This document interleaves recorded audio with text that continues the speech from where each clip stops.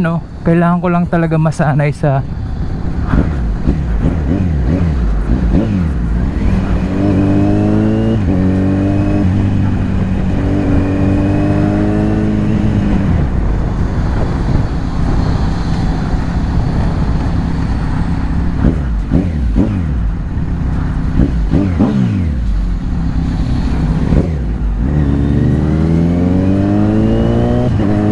tingnan mo guys, sila mismo yung umiiwas pagka ikaw yung nagda-drive dito.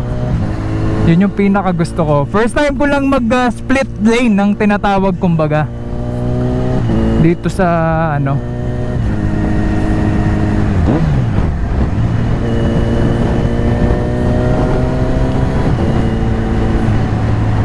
Yan, dapat